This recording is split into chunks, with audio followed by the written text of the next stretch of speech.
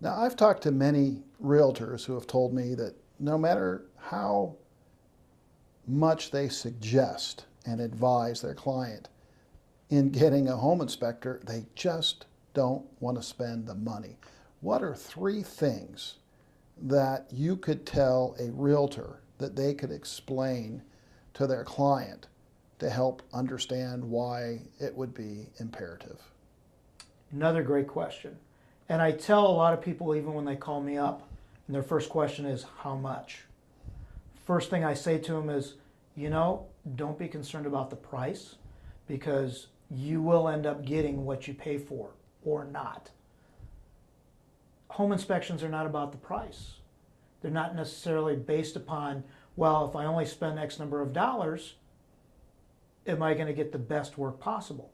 There's a lot of folks that are in the industry that are brand new, that the only way they can get in is by lowballing them and getting them the least expensive price out there. But they're not giving them the experience that maybe that client needs. As a person goes through the interview process of looking for a home inspection professional, some of the questions they should ask is, how much continued education do you have? How long have you been doing this? What type of reports do you put out? Are you available after the inspection to talk about your findings? If I have a question about the report, are you available to talk about this? Those are some of the questions they should be asking. Not necessarily, yes, price is a deciding factor with a lot of people because they don't know what to ask, or they're not finding value in your service if it's only based upon price. Some of the buyers that I have and or sellers tell me the only reason I'm doing this is because my agent told me to. At the end of the process, I said, boy, I am so happy my agent told me to.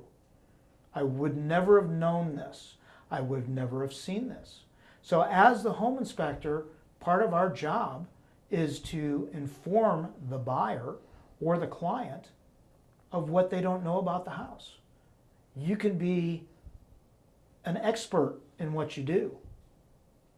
You could be in the business of building houses, but you're not going to see the trees in the forest, because when you're in the process of buying the house, it's all emotional.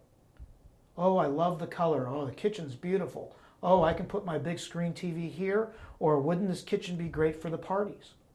When a home inspector comes into the house, they're looking at it, okay, it's how many walls, how many bedrooms, there's an attic, and we're going through making the notations of what needs to be looked at to put together our report.